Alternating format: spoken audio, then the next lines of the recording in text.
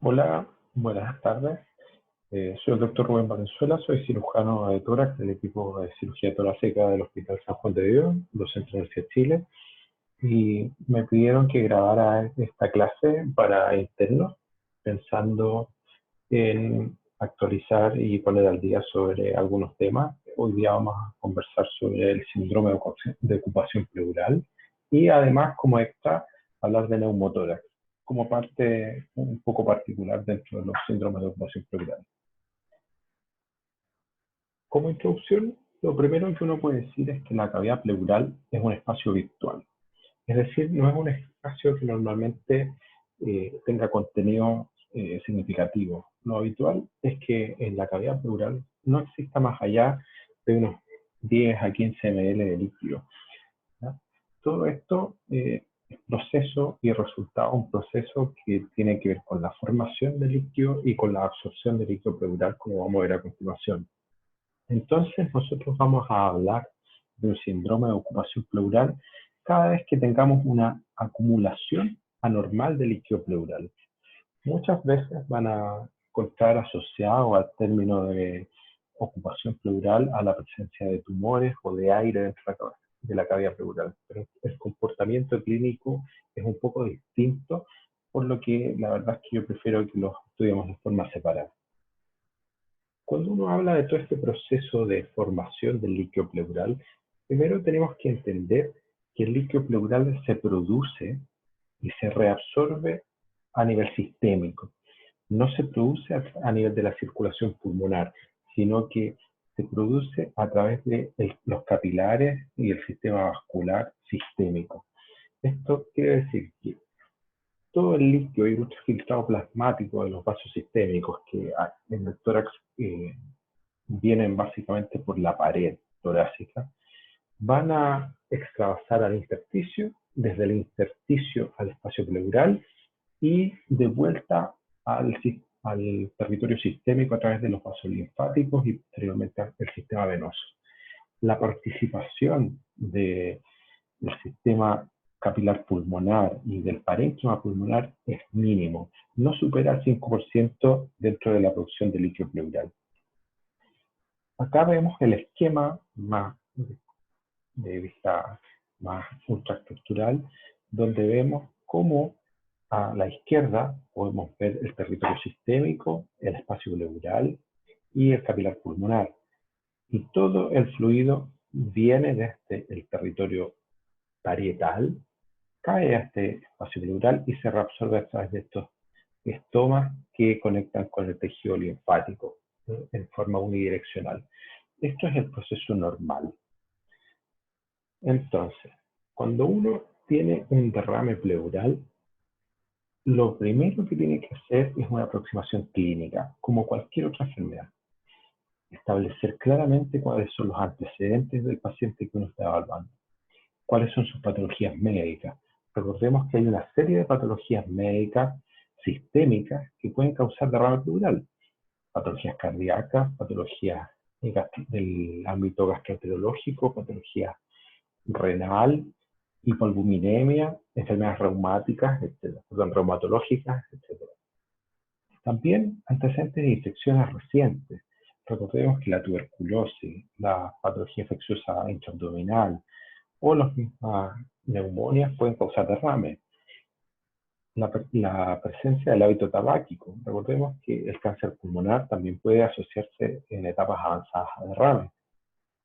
Si hay baja de peso asociada a esta presencia de derrame, la baja de peso hay que matizarla y tener en cuenta que siempre puede estar relacionada con alguna patología neoplásica. La presencia de trombosis venosa profunda o enfermedad tromboembólica en general, TEP, etc. Antecedentes traumáticos y antecedentes laborales. Recordemos que el principal factor de riesgo de tumores pleurales malignos es una exposición laboral, principalmente a asbesto. Si bien el asbesto está prohibido en Chile por ley hace prácticamente 30 años, los residuos de su producción para construcción persisten en algunas zonas y hay que tenerlas siempre en consideración. Ahora, existen una serie de mecanismos y que van a tener que ver con la causas de nuestro derrame. Desde el punto de vista fisiopatológico, el derrame puede deberse a una serie de alteraciones. Primero, las alteraciones de la presión hidrostática del capilar sistémico, es decir, un aumento de la presión hidrostática vascular puede causar por solamente este cambio hidrostático el derrame. Casos que vemos con frecuencia son la insuficiencia cardíaca congestiva, el síndrome nefrótico o la cirrosis y la hipertensión portal. Por otro lado, podemos tener cambios en la presión oncótica del capilar. La disminución de la presión oncótica hace que el capilar pierda fluido, como es el caso de los pacientes con hipoalbuminemia, por ejemplo. Alteraciones en la absorción linfática. Recordemos que el líquido pleural se reabsorbe a través de los linfáticos y podemos tener fácilmente tumores que comprometan los linfáticos y alteren la reabsorción del líquido. En casos muy particulares, la alteración del capilar pulmonar, como puede pasar en la insuficiencia cardíaca también. Alteraciones de la presión intrapleural, que son mucho más infrecuentes, pero cuando se pierde un poco de presión negativa puede haber espacio, cambiar este espacio virtual por un espacio real y aumentar la cantidad de líquido. Podemos tener cambios en la presión abdominal, por ejemplo, en los pacientes ascíticos, donde el líquido puede atravesar el diafragma a través de pequeños ostomas favorecidos por la presión intrapleural negativa y causar derrames. Ni hablar de las iatrogenias, ¿sí? Pacientes que han tenido una inserción de un catéter venoso dentro de la cavidad pleural y de forma accidental terminar con derrames que pueden ser nutrición parenteral, medios de contraste, solución fisiológica u otras, etc. Y alteraciones de la permeabilidad capilar, por ejemplo, en los cuadros anafilácticos o en los cuadros de síndromes de reperfusión, como puede pasar, por ejemplo, en los edemas pulmonares por reexpansión. Todos estos mecanismos pueden facilitar la presencia de derrame. Por lo tanto, uno debe buscarlos dirigidamente tanto en el cuadro clínico como en la evaluación diagnóstica propiamente tal. Las causas de derrame son innumerables, pero básicamente uno las tiene que entender de dos formas. Por un lado, los transudados. Todos los transudados son cuadros de derrame pleural de origen más bien médico, no quirúrgico, y que uno debiese hacer todos los esfuerzos posibles para poder diagnosticarlos sin tener que realizar un estudio del líquido pleural. Es decir, debemos diagnosticarlos de forma clínica, una insuficiencia cardíaca congestiva, una hipertensión portal, síndromes ascíticos, nefróticos, etc. Y por otro lado, tenemos los exudados, que son todos aquellos derrames que nosotros debiésemos ir a estudiar de forma dirigida. Y dentro de estos exudados tenemos una cantidad también innumerable de causas, de cuadros simples, que pueden ser infecciosos, inflamatorios, cuadros hemáticos, ¿no es cierto?, por trauma, por TEP, por alteraciones de la coagulación, emfiemas o cuadros infecciosos propiamente tales de la cavidad pleural, quilotórax, etc. Desde el punto de vista clínico, la clínica, por supuesto, va a depender de la cantidad de líquido. No es lo mismo tener un cuadro con un derrame laminar que un cuadro con un derrame ya por lo menos de la mitad de un hemitórax o incluso masivo. Además de la cantidad, nos importa la velocidad de instalación de este cuadro. Mientras más agudo sea la instalación del derrame, mayor van a ser la intensidad de los síntomas y la presentación clínica. Desde el punto de vista sintomático, la mayor parte de los síntomas son inespecíficos y pueden deberse a una serie de otras enfermedades, no solamente al derrame pleural. Entre ellos, el dolor pleurítico, que es probablemente el signo más específico, la disnea, tos, omalgia, etc. Todos, como ven, todos síntomas y signos absolutamente inespecíficos que pueden estar presentes en muchos otros cuadros respiratorios. Ahora, Siempre considerar que un derrame pleural masivo, hasta en un 95% de los casos, va a ser neoplásico o maligno. Los hallazgos al examen físico también van a depender de la cantidad de líquido. Derrames muy laminares pueden ser absolutamente negativos en el examen físico, mientras que derrames masivos pueden ser altamente llamativos en el examen. Los principales hallazgos dentro del examen físico específico respiratorio van a ser la disminución de la excursión respiratoria, es decir, una asimetría en la ventilación que uno puede observar a simple vista en general.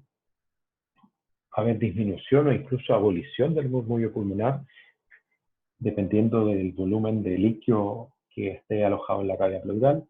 Puede haber disminución de las vibraciones vocales, o cuando el derrame es muy fluido, o incluso leve aumento de las vibraciones y aparición de egofonía en pacientes con derrames pleurales un poco mayores, más espesos, como puede ser un empiema o un hemotórax. Y matidez. Probablemente dentro del examen lo más relevante es la presencia de una tonalidad mate a la percusión de la parrilla costal. Todo esto va a ir asociado, por supuesto, a la presencia de alteraciones generales, como pueden ser la presentación clínica con disnea, polipnea, taquipnea y desaturación en los signos vitales, dependiendo, por supuesto, de la magnitud del derrame y la reserva funcional respiratoria que tenga el paciente. Dentro de los exámenes para poder evaluar dirigidamente un derrame pleural, el principal es la radiografía de tórax. Es el principal porque nos permite tener información rápida de la presencia o no de derrame. Ahora, la sensibilidad de la radiografía de tórax requiere unos volúmenes relativamente altos de líquido, sobre 200 ml en una radiografía frontal y sobre 50 ml en una radiografía lateral. Y se van a observar algunos signos que nos permiten hacer el diagnóstico. Por un lado, una opacidad en el hemitórax afectado relativamente homogénea, mientras el derrame no esté loculado, como vamos a ver más adelante. Pelamientos del seno costofrénico, la presencia de la curva de Damoiseau, que es esta línea que es un efecto óptico que se produce por la proyección radiográfica. Se produce la elevación del diafragma cuando hay derrames más tenues, más sutiles, lateralización del domo diafragmático o incluso aplanamiento del diafragma. Estos son todos signos que deben ir asociados con otras cosas. Por ejemplo, en la presencia de derrame suele haber un desplazamiento de la vía aérea hacia contralateral, porque nosotros podemos encontrar todos estos mismos signos asociados a una desviación ipsilateral de la tráquea, y lo que nosotros debemos sospechar ahí no es un derrame, sino que es una atelectasia. Acá tenemos otras radiografías donde no hay curva de Damoiseau, por ejemplo. En la radiografía que se ve más cuadrada y más gris, se observa un derrame pleural derecho que tiene algunas cosas que son muy sutiles. Primero, hay un poco de líquido en la cisura, como pueden ver en la marca de mi cursor. Y esta radiografía tiene la particularidad que está tomada en decúbito. Entonces aquí lo que más llama la atención es un poco el velamiento del seno costofrénico y la asimetría en la opacidad de un campo con el otro. Si se fijan, el hemitórax derecho está levemente más gris que el hemitórax izquierdo. Y esto es porque la escasa cantidad de líquido que hay en ese hemitórax se distribuye en la región dorsal al estar el paciente en decúbito. En la radiografía de la derecha tenemos un derrame pleural masivo, donde se ve muy marcadamente el desplazamiento de la tráquea hacia contralateral y el desplazamiento incluso del mediastino completo por el volumen de líquido que existe en esa cavidad pleural. Acá tenemos otra imagen de radiografía de tórax, donde se asocia la presencia de líquido sin curva de Damoiseau a la presencia de aire. Y esto es lo que causa esta imagen tan recta de nivel hidroaéreo. Entonces, siempre que veamos esta línea, es que aparte de haber líquido, tenemos aire dentro de la cavidad pleural. Otro examen que podemos utilizar a modo de diagnóstico es la ecografía. La ecografía es un muy buen examen para pesquisar y confirmar la presencia de líquido.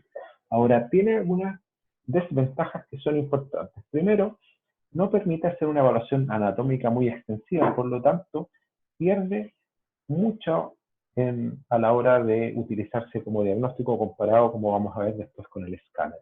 Pero sí permite discriminar volúmenes pequeños, lo que en la práctica clínica puede ser un poco inútil o estéril, ya que un derrame muy escaso, la verdad es que desde el punto de vista clínico no tiene mayor trascendencia, pero permite realizar procedimientos dirigidos, mejora la sensibilidad entre sólido y líquido cuando tenemos la duda entre lo que estamos viendo en la radiografía es un derrame, una telectasia o una masa dentro de la cavidad pleural. Y permite hacer una evaluación precoz de la presencia de tabiques dentro de la cavidad pleural. El signo principal es esta imagen anecoica, ¿no es cierto?, que es esta imagen negra, que traduce la presencia de líquido dentro de la cavidad pleural. ¿Sí? Haciendo un muestreo como más anatómico, arriba lo que se ve es la pared torácica, a la derecha el hígado, el diafragma por supuesto, y el hígado debajo, y esta imagen que está como media luna es el pulmón atelectásico, probablemente el lóbulo inferior en esta zona. Entonces uno puede dirigidamente ir a realizar un procedimiento y funcionar este espacio sin riesgo de lesión ni del diafragma, ni del parénquima pulmonar, ni de otras estructuras. Ahora, el examen más relevante dentro del estudio del derrame pleural probablemente es el escáner o el TAC de tórax. Tiene ventajas que son sustanciales. Primero, permite la caracterización de la causa del derrame. Podemos evaluar masas, podemos evaluar procesos infecciosos, podemos evaluar en forma anatómica toda la cavidad pleural, el pulmón e incluso la cavidad pleural contralateral. Define de mejor forma la anatomía pleural. Como pueden ver en este escáner, se dibuja muy bien la pleura, que es esta línea levemente más blanca que se puede ver en la interfaz entre el parénquima pulmonar y el derrame. Y permite además hacer evaluación de lesiones sólidas y de estudio del linfonodo. Ahora, para que esto uno lo pueda realizar, este examen tiene que ser siempre contrastado. Si el examen no tiene contraste, la verdad es que la pleura no logra diferenciarse del derrame ni del parénquima. Y por otro lado, este estudio tiene mucho sentido una vez que uno ha drenado el derrame. Si uno piensa hacerle un escáner a un paciente con el derrame puesto, la verdad es que va a perder el tiempo, va a ser el loco y va a demostrar que uno, la verdad, no sabe mucho. Porque si yo tengo el pulmón colapsado, la posibilidad de hacer un estudio diagnóstico con nuestro escáner es muy baja. Entonces, en agudo, para el diagnóstico inicial, la radiografía, una vez que he drenado el derrame o he tratado sintomatológicamente al paciente, luego de eso, el escáner, ¿ya? Excepto que el derrame sea de una cantidad muy baja y que no nos va a influir mayormente en el resultado del escáner. Pero si yo tengo un derrame masivo, la verdad es que lo primero que hay que hacer es drenarlo y una vez drenado, realizar el escáner. Acá podemos ver cómo nos permite hacer una evaluación anatómica mucho más eficiente que lo que puede ser la radiografía o la ecografía incluso. Podemos ver en distintos planos el derrame y poder planificar de mejor forma nuestros procedimientos. Un examen complementario que pudiese ser utilizado en algunos casos, no en todos, por lo tanto no es un examen de rutina, es el PET-CT. Recuerden que el PET-CT es un examen que combina dos técnicas distintas. Por un lado, una scintigrafía de medicina nuclear y por otro lado, una tomografía computada que se superponen de forma computacional buscando realizar una correlación entre el estudio anatómico del escáner y el estudio funcional del scintigrama. Entonces, este tipo de examen puede ser utilizado con glucosa marcada, buscando tumores o cuadros infecciosos de alto metabolismo. Básicamente en tumores. Los cuadros infecciosos en general suelen ser un falso positivo de este examen y hay que tener ojo con eso. Por la tuberculosis, por los pacientes en quienes se ha realizado una pleurodesis, aquellos pacientes urémicos o cuadros infecciosos agudos de la cavidad pleural. Acá, por ejemplo, podemos ver un PET de un paciente que operamos hace algunos años en la clínica por un derrame pleural masivo, con una historia de baja de peso importante, en que nosotros consideramos que la causa más probable era una neoplasia secundaria de la cavidad pleural. Tanto le hicimos este PET, donde pueden ver toda la hipercaptación de la pleura, tanto parietal como visceral. Finalmente le hicimos una biopsia y el resultado de esta biopsia fue una tuberculosis pleural. Por lo tanto, el paciente ahora está muy bien, ya ha tratado de su tuberculosis, pero hay que considerarlo siempre que eso puede ser un falso positivo. Ahora, ¿cómo se maneja en general un derrame pleural? Que es probablemente lo más importante para uno como clínico. Una vez que yo ya he hecho mi diagnóstico inicial del derrame pleural por la sospecha clínica y por la confirmación radiográfica, complementada o no con escáner o ecografía, lo primero que yo debiese hacer, incluso antes de estudiar el líquido pleural, es definir si el paciente clínicamente tiene un exudado o un transudado.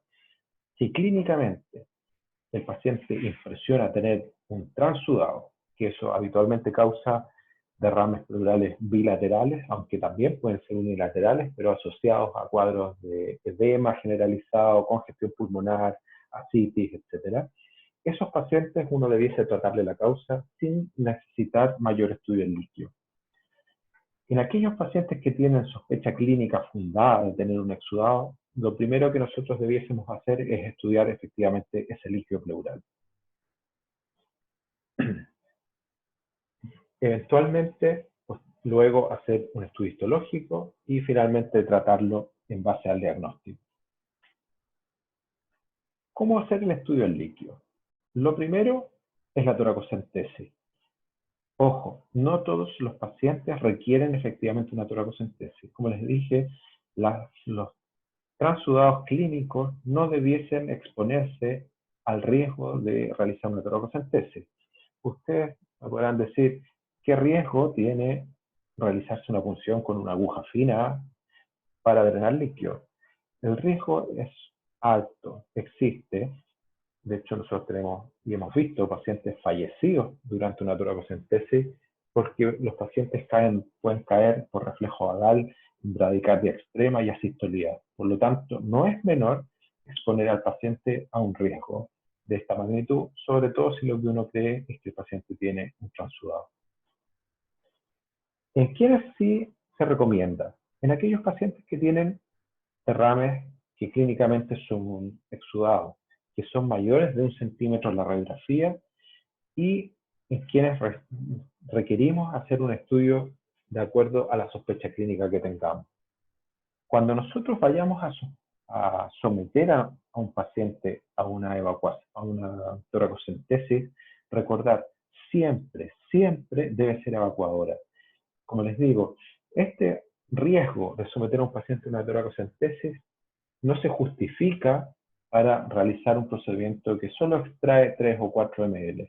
Necesitamos hacer un procedimiento que sea evacuador, que pueda, además de hacernos el diagnóstico, aliviar sintomáticamente al paciente. Y muchas veces puede ser el tratamiento definitivo de nuestro paciente. Ahora, siempre teniendo en cuenta que hay que tener cuidado con el edema por reexpansión pulmonar, o mal llamado edema ex vacuo. El edema por reexpansión pulmonar es un síndrome de reperfusión pulmonar en el que se produce una liberación de radicales libres de oxígeno al torrente circulatorio por la brusca expansión del pulmón.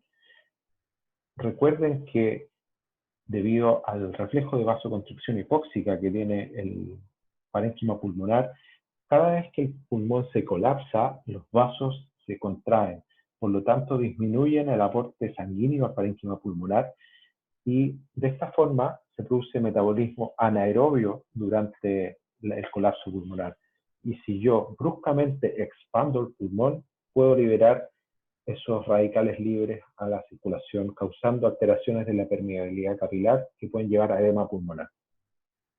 El edema por reexpansión es un edema no cardiogénico, por lo tanto, es muy difícil de manejar, ya que no responde a la restricción de volumen ni al aumento de la diuresis, sino que es un evento local caracterizado tal como pasa en los shocks anafilácticos, en que se produce una respuesta inflamatoria así, en este caso localizada, no sistémica, con aumento de la permeabilidad y edema que rápidamente deposita proteínas dentro del capilar del intersticio pulmonar y que lo hace de muy difícil manejo y de muy difícil resolución.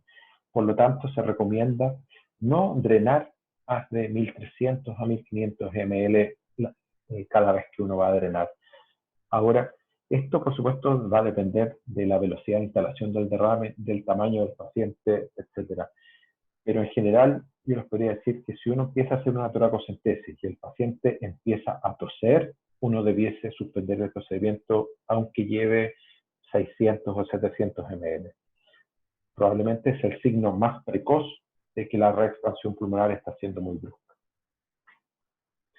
¿Cómo se hace la toracocentesis? Se realiza una infiltración local con anestésico local, básicamente para la piel y el periósteo de la costilla, y se inserta de forma perpendicular a la parrilla costal una aguja conectada a un sistema de succión, ¿no es cierto?, que puede estar dado por una jeringa y una bajada de suero. Hay kits comerciales también para realizar eso, como el Pleuracan o Pleurofix.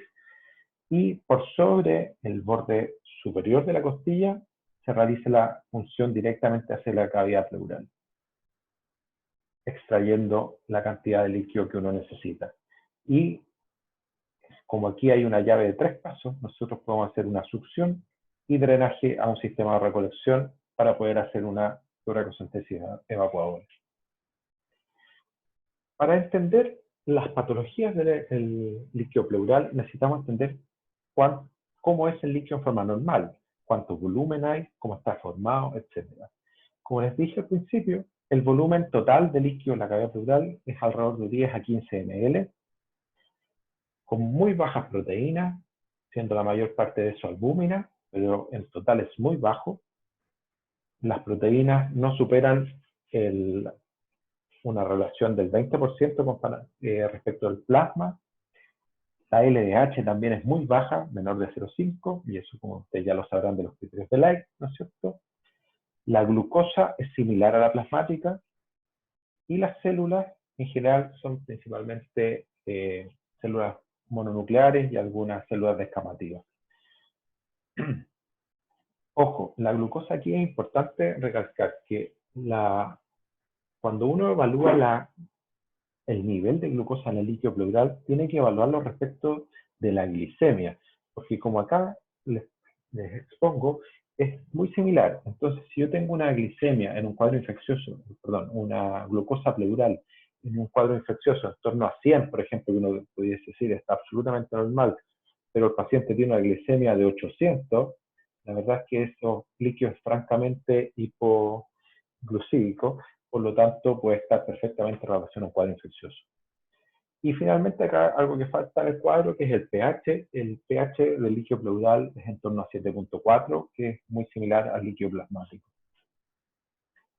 Los criterios de Light debiesen ser una evaluación inicial clínica, uno no debiese necesitarlos para los estudios, pero como ustedes ya lo saben, es una relación. Son 3 criterios. Actualmente se habla de los criterios de Light expandidos, que incluyen un cuarto, que es el colesterol, pero son relaciones entre las proteínas pleurales y las proteínas séricas mayor de 0,5, la LDH pleural y sérica mayor de 0,6, y una LDH mayor a 2/3 del límite superior del laboratorio, que en nuestro laboratorio está en torno a 230. Y el colesterol también mayor de 60 puede ser perfectamente un indicador de un exudado. Ahora, ¿qué hacer con estos líquidos? Depende. Hay múltiples algoritmos de manejo. Todos parten, por supuesto, de la evaluación macroscópica del líquido, la presencia de un líquido lechoso, de pus, de sangre, que pueden ser rápidamente diagnósticos y por lo tanto que permiten hacer rápidamente el approach terapéutico. Después, a los que no cumplan esos criterios, sino que son más bien un líquido normal, desde el punto de vista macroscópico, aplicar los criterios de Light, ¿no es cierto? Si es un transudado, tratar como tal. Si es un exudado, lo primero que uno tiene que evaluar es definir dos grupos. El grupo de los pacientes que tienen un exudado mononuclear, es decir, tienen linfocitos mayor al 50%, y de aquellos que tienen un exudado polimorfo nuclear, es decir, los neutrófilos sobre el 50%. Cuando tenemos predominio polimorfo nuclear, en general nos estamos refiriendo a que el paciente tiene un cuadro infeccioso o inflamatorio agudo. Por lo tanto, el principal diagnóstico a descartar en este caso va a ser el empiema, y que vamos a ver en forma un poco más específica más adelante. Y en el grupo de los mononucleares tenemos que diferenciar dos grupos. Aquellos que tienen un ADA alto, es decir, una adenosindeaminasa alta, mayor de 35 o 40, dependiendo del laboratorio, que son altamente sugerentes de tuberculosis, sin ser completamente diagnósticos, pero sugerentes, y aquellos que tienen un ADA bajo, donde el principal diagnóstico a descartar es el derrame pleural maligno o neoplásico, pudiendo ser otras cosas también, pero es lo primero que uno debiese descartar. Entonces, ya teniendo más o menos claro cómo es el manejo general del derrame pleural, vamos a hablar de algunos derrames en particular. De forma bien superficial, pero haciendo énfasis un poco en el estudio del líquido. Tenemos por un lado el derrame tuberculoso. Digamos que el derrame tuberculoso o la tuberculosis pleural no siempre va a ir asociada a un cuadro respiratorio. Por lo tanto, puede ser perfectamente plausible en un paciente que no tenga un cuadro clínico respiratorio y tenga vaciloscopías de expectoración negativa. Por lo tanto, no hay que descartarla a priori. Son exudados, por lo tanto, tienen una alta cantidad de proteína. Como les dije, es un exudado mononuclear asociado a un ADA elevado, generalmente mayor de 35 o 40. ¿Ya? No suele ser elevado a nivel más allá de 200, 800, como puede pasar en otros cuadros que son más bien de origen infeccioso agudo. Suelen tener una glucosa normal, un pH normal, y uno puede ayudarse de otros estudios como son la vaciloscopía, que si bien tiene baja sensibilidad, es altamente específico. Puede ayudarse de PCR para micobacterias, como puede ser el GeneXpert, que también es de baja sensibilidad, pero altamente específico, o de cultivos para micobacterias que son un poco más lentos y pueden demorar fácilmente 30 o 60 días en tener resultados. El empiema, que es probablemente el cuadro clínico más importante que uno debe saber como médico general, habitualmente se ha definido como un derrame pleural purulento, pero eso claramente demuestra un error en el manejo, ya que es un diagnóstico tardío, causa una mortalidad altísima y muchas secuelas respiratorias y funcionales en general. Por lo tanto, se habla actualmente de un derrame pleural de origen infeccioso, distinto a la tuberculosis, por supuesto. Esto mejora el resultado clínico, permite un tratamiento precoz y favorece la recuperabilidad del paciente. La mayor parte de los empiemas son de origen paraneumónico, aunque hay otras causas como postcirugía, posttrauma, idiopáticos, iatrogénicos, etc. La secuencia de enfermedad en un empiema pleural parte de la neumonía, como digo, en el 60% de los casos, que causa un derrame pleural hasta en un 60% de los pacientes, dependiendo del germen, por supuesto, de los cuales la mayoría son derrames muy laminares que no tienen impacto clínico, pero cuando uno ya tiene un derrame pleural significativo desde el punto de vista imagenológico, eso por definición es un empiema. No existe desde el punto de vista conceptual en los términos de derrame pleural, o sea, paraneumónico complicado y no complicado. Eso es un error que vamos a ver a continuación. Entonces, de las neumonias, finalmente menos del 5% llegan a ser un empiema, y si uno no lo trata adecuadamente o lo trata con los criterios antiguos de esperar que el paciente tenga pus en la cavidad pleural, vamos a llegar a un fibrotórax, que es un desastre desde el punto de vista médico, genera mortalidad sobre el 20% en los pacientes y muchas secuelas respiratorias. Ahora, ¿por qué les digo que es un error hablar de empiema, perdón, de derrame pleural paraneumónico no complicado o complicado? Porque nadie dudaría en hablar, por ejemplo, de una apendicitis cuando uno tiene dolor en el epigastrio, pero el hallazgo de la exploración muestra el apéndice inflamado. Es una progresión de la misma enfermedad, por lo tanto es un error considerar que son dos enfermedades distintas. Es como decir que una colecistitis aguda no proviene de una paciente con cólico biliar primero y previamente solo de cálculo de la vesícula. Es la misma enfermedad con distintas presentaciones clínicas en distintos momentos. Entonces, el empiema pleural es lo mismo, es una secuencia de fases en la que inicialmente vamos a tener un derrame pleural exudativo con un líquido claro, con glóbulos blancos relativamente bajos, LDH relativamente baja, pH normal y glucosa normal. Y esto es lo que mucha gente suele hablar de un derrame paraneumónico. Esto es un empiema en fase exudativa y por lo tanto se trata como un empiema. Y vamos a ver a continuación qué significa eso y qué implicancias tiene. Si uno no lo trata en ese momento, podemos llegar a la fase fibrino-purulenta, que es lo que históricamente se ha definido como un empiema.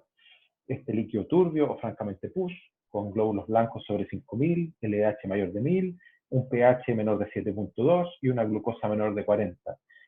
Aquí nadie dudaría que esto es un empiema, pero esto no aparece espontáneamente. Esto viene de una fase previa, que no se trató en forma adecuada. Y si esto tampoco se trata a tiempo, podemos llegar a una fase de organización, donde existe una migración de fibroblastos y miofibroblastos que producen este pil pleural, que es una especie de costra que se deposita sobre la superficie pleural visceral y parietal y que impide la reexpansión del pulmón, donde pueden haber lóculos cuyo estudio del líquido puede ser variable desde lóculos normales, de líquido normal, hasta lóculos con líquido francamente purulento. Toda esta progresión puede tomar en torno a las 3 semanas, pero es variable dependiendo del germen que lo esté causando. Hay algunos que lo causan de forma mucho más rápida que otros. ¿Cómo se trata un empiema? Hay 3 pilares que son fundamentales.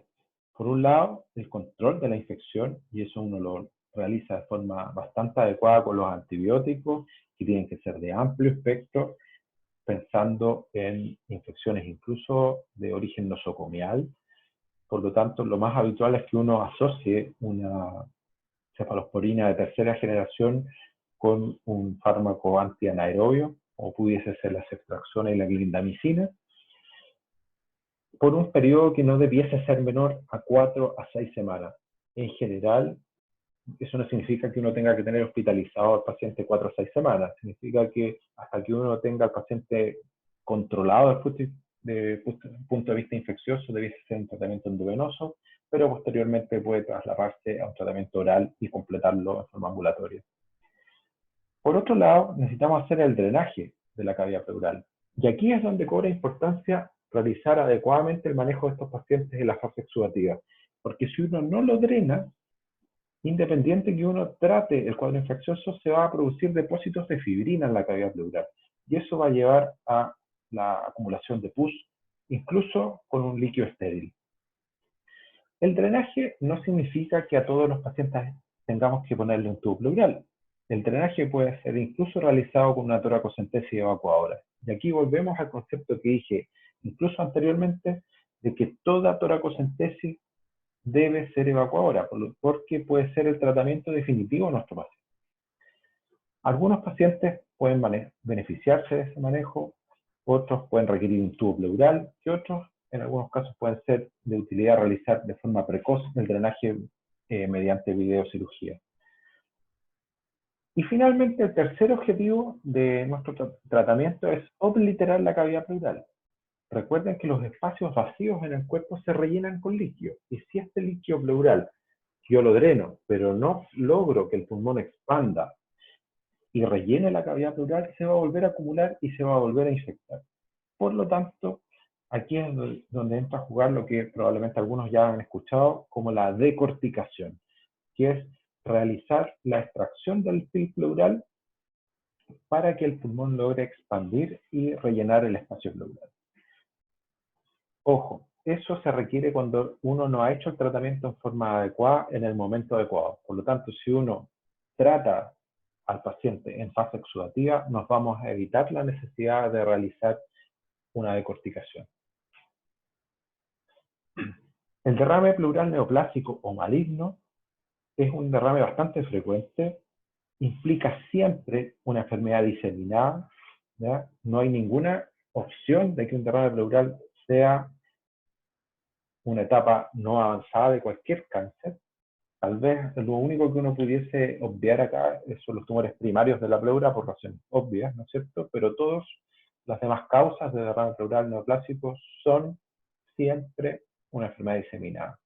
Y la sobrevida media de estos pacientes es de 3 a 12 meses desde el momento del diagnóstico. Por lo tanto, el tratamiento de este grupo de pacientes habitualmente es paliativo.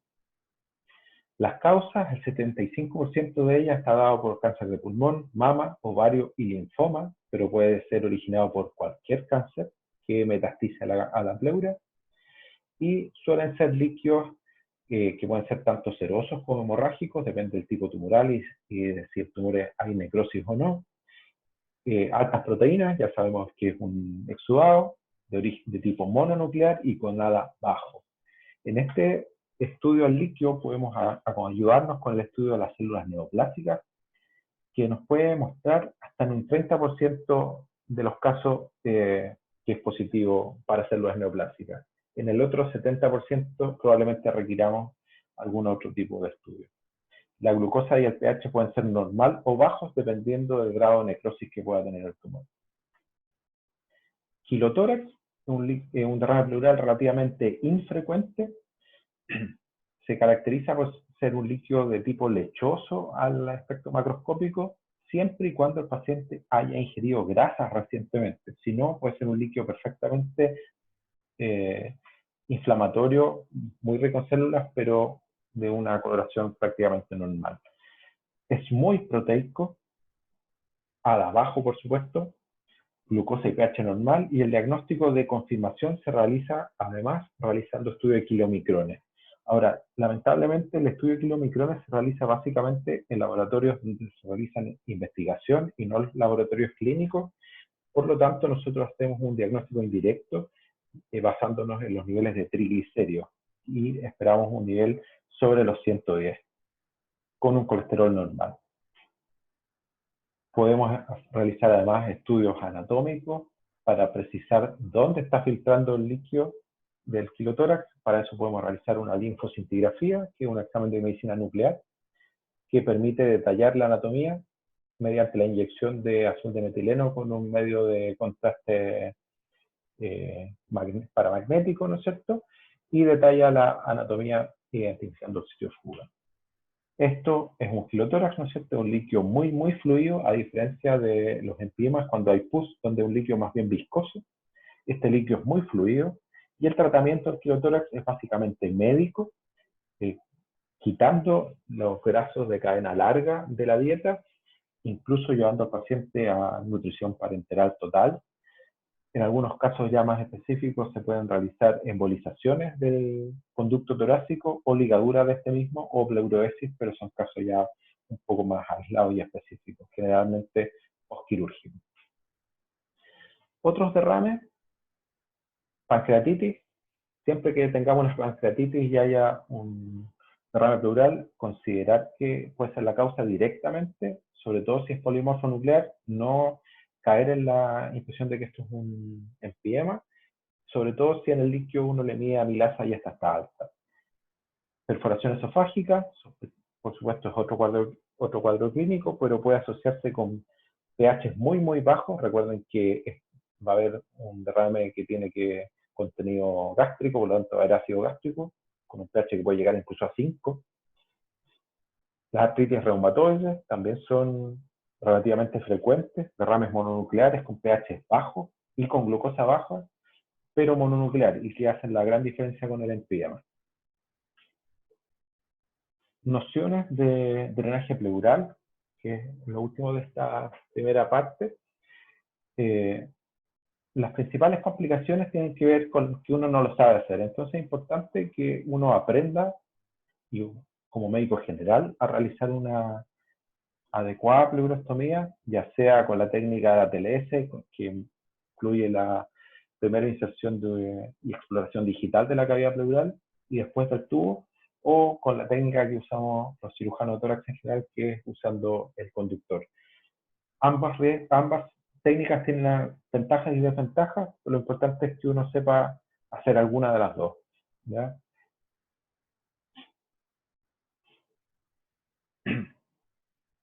Nosotros con el estudio que planteé del líquido más el escáner, vamos a tener prácticamente el 90% de los diagnósticos.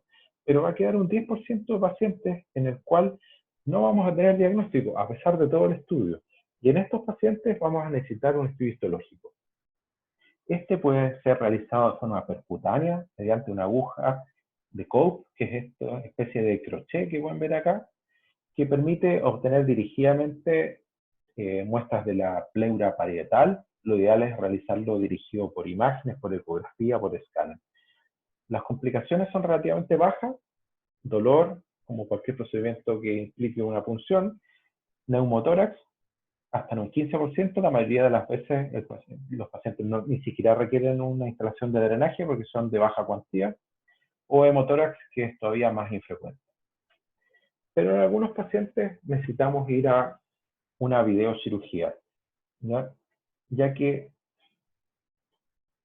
el realizar la videocirugía nos permite varias cosas. Primero, es mucho más sensible, ya que puede, bajo visión directa, realizar la toma de muestras, pero además permite realizar tratamientos, como puede ser de corticación, pleurectomía en caso de enfisema o algunos tumores, pleurodesis en caso de tumores de derrames neoplásicos o resecciones de alguna lesión pleural primaria que esté causando derrames.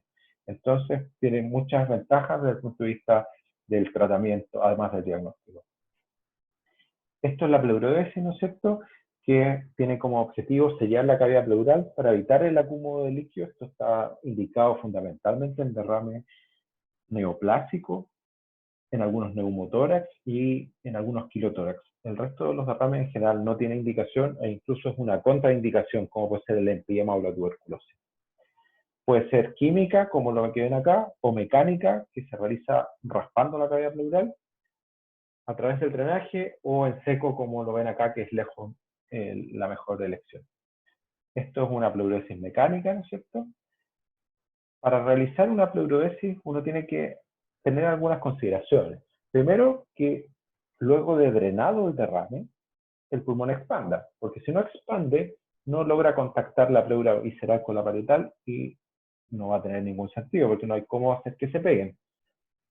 Que la expectativa de vida del paciente sea mayor de 1 o 3 meses, dependiendo de dónde la guía clínica que uno ocupe, aunque eso es difícil de predecir y probablemente incluso si el paciente tiene una expectativa corta de vida, la pleurodesis le puede ayudar a que esta expectativa de vida sea con mejor calidad de vida.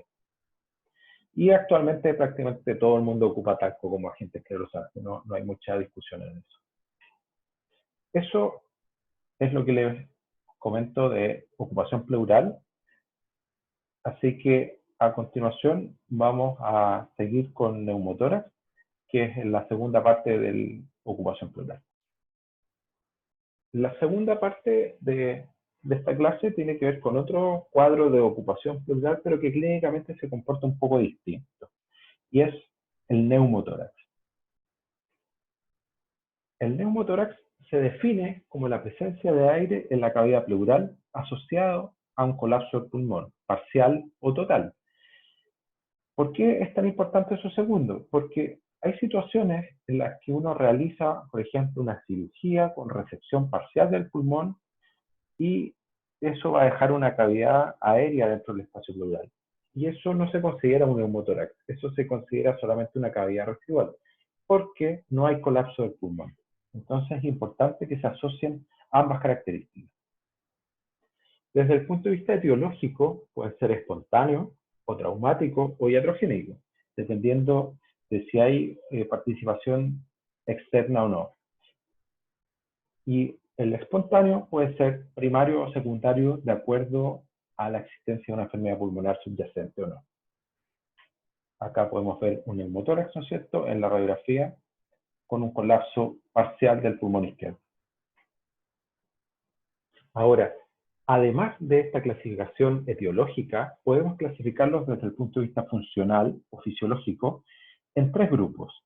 El neumotórax simple, que es el más frecuente, en el que la presión de la cavidad pleural es menor a la presión atmosférica.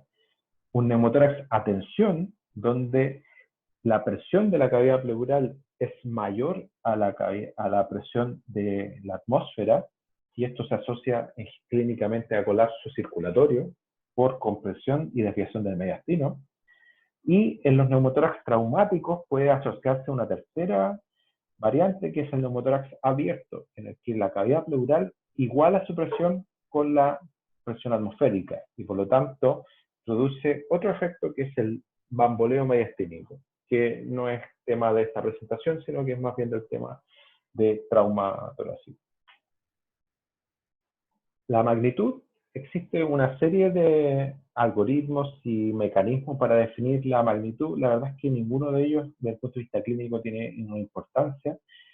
Tal vez uno debiese definir entre un neumotórax mínimo, en el que el pulmón no deja de contactar en algún punto la parrilla costal, versus el resto, ¿no? Probablemente es la única importancia porque pudiese eventualmente tener alguna implicancia terapéutica. El resto todos se manejan relativamente igual. Desde el punto de vista diagnóstico, recordar que la clínica va a depender de la reserva funcional de nuestro paciente. No es lo mismo un neumotórax en un paciente joven, sano, que en un paciente hepótico de 60 o 70 años.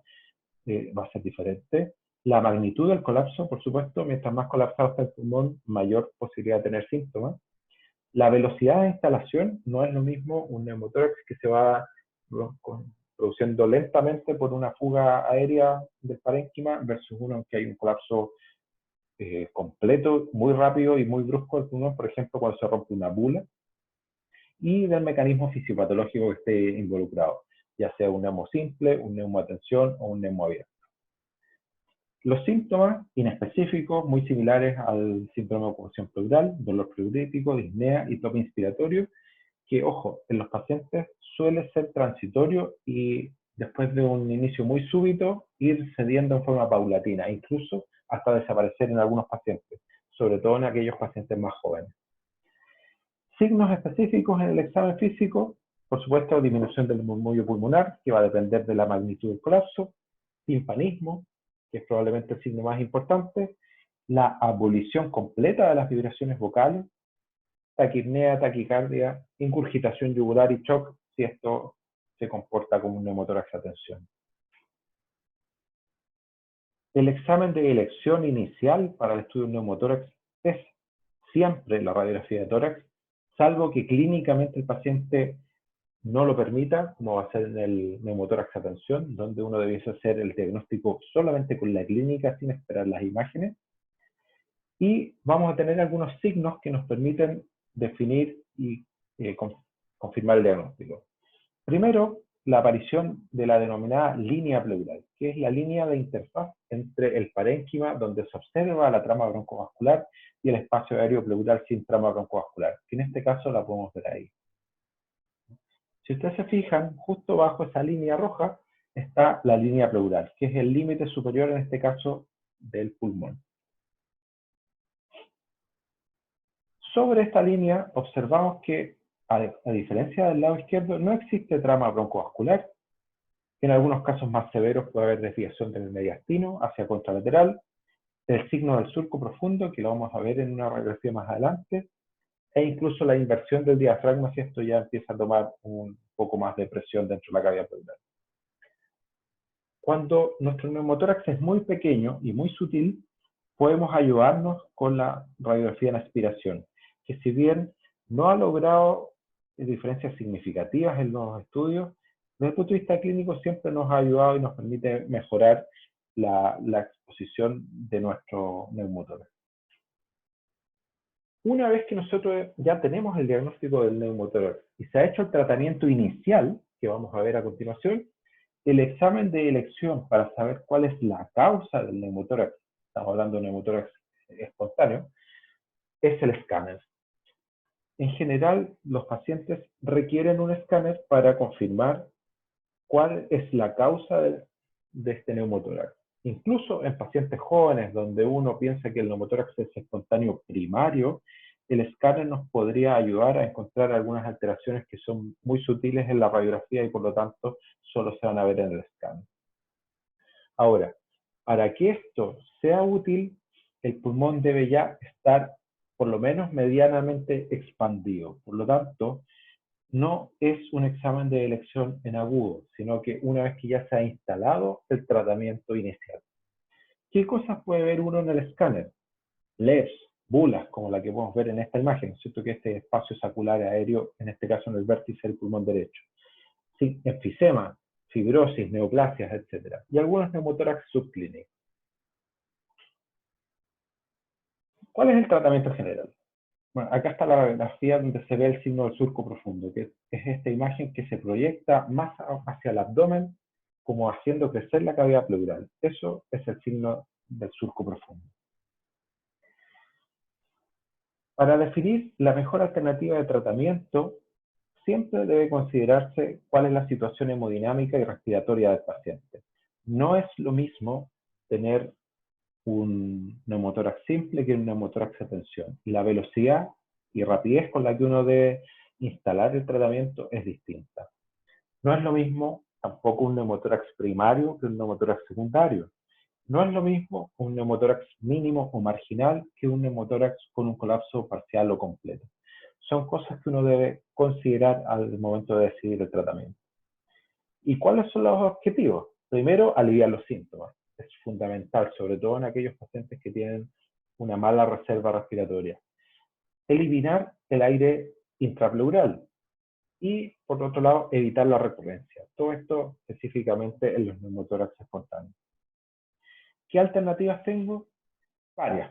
Desde la simple observación en neumotórax marginales hasta la punción y drenaje de la cavidad pleural con un tubo de pleurostomía. Acá podemos ver, además del signo del surco profundo, la línea pleural.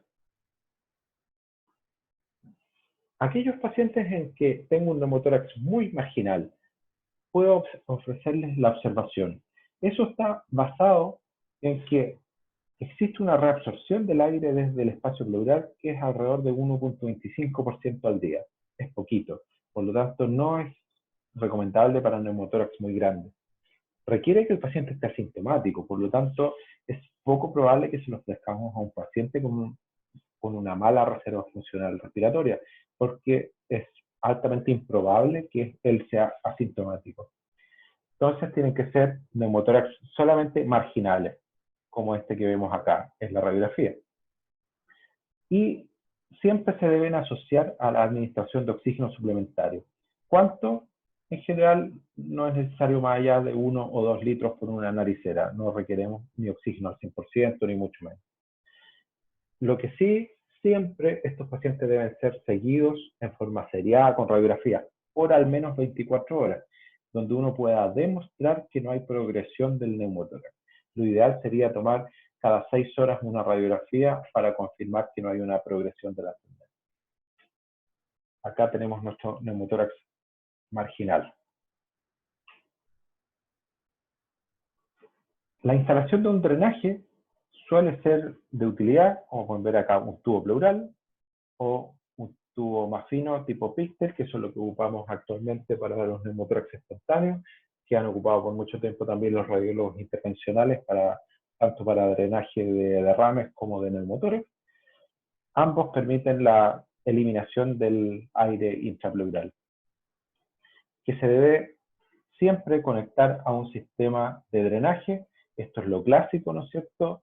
Sistema de 3 botellas, donde hay una cámara que recibe líquido, una segunda que es una válvula unidireccional hidráulica, y una tercera botella donde se controla la presión de aspiración. Actualmente eso ya se ocupa con sistemas comerciales que son lo mismo en verdad. Este sistema Argyle que ven acá es lo mismo que el sistema de 3 frascos, o acá otros sistemas más modernos con un sistema valvular diferente que es la válvula de Heimlich, pero que tampoco es tema específico de esta presentación. Ahora, en los neumotórax espontáneos, en general, uno además de tratar los síntomas y tratar de eliminar el líquido, o sea, el aire de la cavidad pleural, tenemos que evitar la recurrencia. Entonces, en estos pacientes hay que considerar la cirugía. No es lo mismo, por supuesto, tratar un neumotórax primario que un neumotórax secundario, ¿ya? Y vamos a ver cuáles son las principales diferencias. Ahora, se sabe que la cirugía en neumotórax espontáneo disminuye en forma significativa la recurrencia. El neumotórax espontáneo primario, que es aquel neumotórax que se presenta en un pulmón sano, generalmente pacientes jóvenes, longilíneos, muy oligosintomáticos, que tienen cierta relación causal con el tabaquismo o la marihuana como factor predisponente, más que causal, se han definido de forma clásica indicaciones para realizar su cirugía. Esto está basado en trabajos realizados por allá por los años 50, donde la resección o la cirugía se realizaba mediante grandes incisiones muy mórbidas con un beneficio que era bien discutible.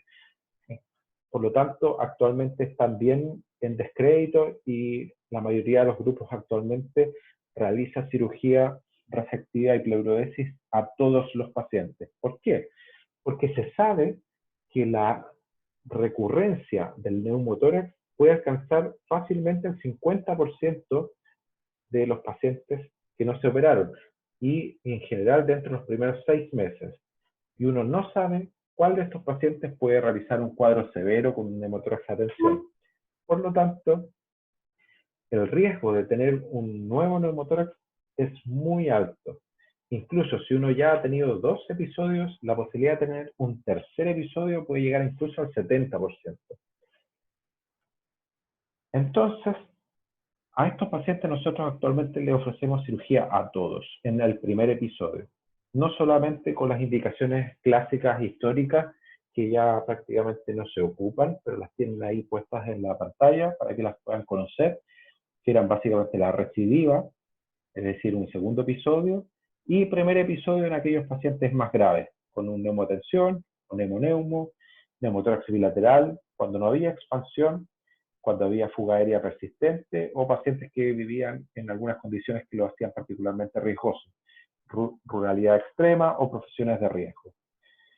Y entonces se ofrecía una cirugía que actualmente tiene un riesgo de recurrencia del neumotórax que es en torno a 2 a 5%. Por lo tanto, bajar de un 50% de riesgo a un 2% es algo verdaderamente significativo, y por lo tanto creemos que actualmente hay que ofrecérselo a todos los pacientes. Pero no solamente es eso la evidencia que existe al respecto. Hay una serie de trabajos sucesivos que han ido demostrando que los pacientes se benefician en forma sustancial de operarse en el primer episodio. Primero, es mucho más eficaz, menos mórbido y menos costoso que la terapia conservadora, porque son pacientes que se hospitalizan menos veces. Y lo segundo es que después de un primer episodio, la cirugía es más compleja en un segundo episodio, porque ya hay adherencias y cicatrices. Si hay BLEPS en el escáner, se reduce el tiempo de hospitalización, se reduce además la recurrencia. Evidentemente hay menos recidiva. Se puede ofrecer una vía más activa sin discapacidad y sin recurrencia. Baja morbilidad. segura, cosméticamente excelente el tratamiento actual, con 3 incisiones o con 2 incisiones de menos de 1 centímetro. Por lo tanto, comparado con las grandes toracotomías que se hacían antiguamente, es lejos una muy buena alternativa. Si bien la cirugía parece ser más cara, desde el punto de vista de costo eficiente es mucho más efectivo que hacer seguimiento y tener que operar igual al paciente en un segundo episodio. Ahora, desde el 2005, incluso de antes, ya todas las cirugías son por video, aunque no se recomienda en los niños por distintas razones, pero la VATS actualmente es lejos la mejor alternativa.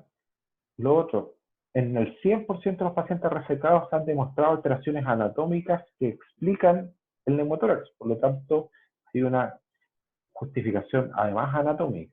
En fin, hay una serie de otros trabajos que también ayudan a tomar esta decisión. El neumotórax espontáneo secundario es otro tema. Es absolutamente distinto, si bien clínicamente se parecen, responden a mecanismos absolutamente diferentes. Y estos dependen de la causa.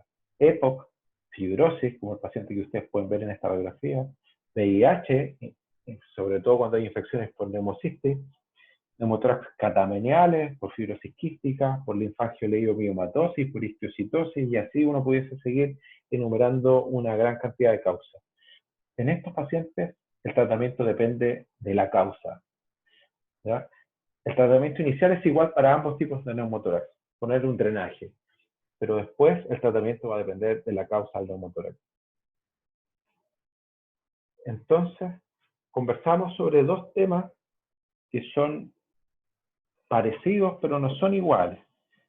El síndrome de ocupación pleural, en el que hay un acúmulo importante de líquido dentro de la cavidad pleural, donde lo importante es definir los grupos que uno va a estudiar, no funcionar a tontas y a locas a todos los pacientes, sino que definir desde el punto de vista clínico primero si lo que estamos viendo es un transudado o un exudado. Si sospechamos que es un exudado, realizar una toracocentesis, evacuar siempre en esta toracocentesis al paciente, cuidando de no causar un edema por reexpansión. Una vez estudiado el líquido, definir el grupo que va a ser un exudado mononuclear del que va a ser polimorfo nuclear. Los polimorfos nuclear casi siempre son un empiema en distintas etapas, en un empiema, y los que son mononuclear, dividirlos en los que son con ADA bajo y los que son con ADA alto. Ahora, aún así, en los pacientes mononucleares, bueno, hay que complementar a todos estos pacientes con un escáner una vez realizado el drenaje, y hasta en el 90% con eso vamos a tener el diagnóstico etiológico de nuestro paciente, pero en un 10% puede que requiramos además una biopsia, que podemos realizar ya sea de forma percutánea o de forma quirúrgica. Y por otro lado, conversamos sobre neumotórax, que es la acumulación de aire asociado a colapso pulmonar, parcial o total, en el que definimos causas espontáneas, primarias o secundarias, dependiendo si el pulmón es sano o no, y causas que interfiere una causa externa, que pueden ser traumáticos o iatrogénicos. Dentro del grupo de los pacientes con neumotórax espontáneos, vamos a tener dos grupos: el neumotórax espontáneo primario, en el que el paciente tiene un pulmón sano, que históricamente se le ha ofrecido luego del drenaje inicial solo cirugía en caso de recidiva y algunas condiciones particulares que las nombramos durante la presentación, pero actualmente se prefiere la cirugía resectiva y pleurodesis para todos los pacientes, porque ha demostrado mejores resultados a largo plazo. Y por otro lado tenemos neumotórax espontáneos secundarios que responden a un sinnúmero de causas, siendo la más frecuente el EPOC y la ruptura de bulas, donde son pacientes mucho más complejos, más sintomáticos, que requieren un manejo inicial con drenaje pleural y un tratamiento específico de acuerdo a la causa. Espero que con esto tengan un poco más claridad sobre el manejo general de los síndromes de ocupación pleural, ya sean líquidos o aire, y poder dar un mejor tratamiento a los pacientes. Muchas gracias por su atención.